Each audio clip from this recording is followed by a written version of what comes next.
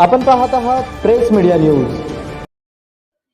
मोहोळ तालुका अंधारात रात्री 6 ते 9 लाईट बंद। आमदार राजू खरे यांनी विधानसभेत उचलला आवाज।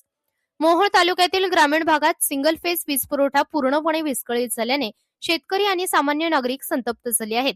सन 2010 ते 2025 पर्यंत कधीही लाईट बंद न झालेल्या या भागात आता लोड शेडिंगच्या नावाखाली दिवसभर वीज गायब होत आहे। विरवडे, दातपूर, पीर टाकळी, शिंगोळी, तरडगाव या गावांमध्ये परिस्थिती अत्यंत गंभीर झाली असून 15-15 तास लोड शेडिंग सुरू असल्याचा आरोप ग्रामस्थ करतायत।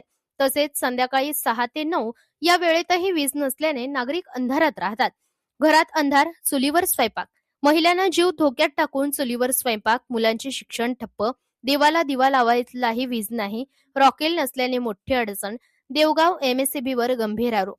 सोलापूर देवगाव एमएससीबी कार्यालयातून ग्रामीण भागातील लाईट बंद करण्याचे आदेश दिल्याचा आरोप, कामती कार्यालयाला फोनद्वारे निर्देश दिल्याची चर्चा। ग्रामस्थांचा संताप, ग्रामीण भागात माणसं नाहीत का? जाणीवपूर्वक अंधारात ठेवले जात आहे। आमदार राजू खरे यांची विधानसभेत दखल।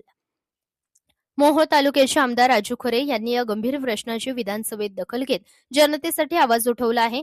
प्रेस मीडिया न्यूजचे संपादक बाळासाहेब पारवे यांनी सायंकाळी 7:35 आमदार खरे यांच्याशी दूरध्वनीवर संपर्क साधून संपूर्ण परिस्थिती सांगितली। त्यानंतर आमदारांनी हा विषय गांभीर्याने घेतला। 24 मार्च रोजी विधानसभेत या प्रश्नावर चर्चा होणार असून सभापतींकडून उत्तर अपेक्षित आहे। जनतेच्या प्रश्नासाठी आवाज उठवल्याबद्दल आमदार राजू खरे यांचे प्रेस मीडिया न्यूजचे संपादक बाळासाहेब पारवे यांनी आभार मानले आहेत। अशा अधिकाऱ्यांवर कारवाई कधी? जनतेला न्याय मिळणार का?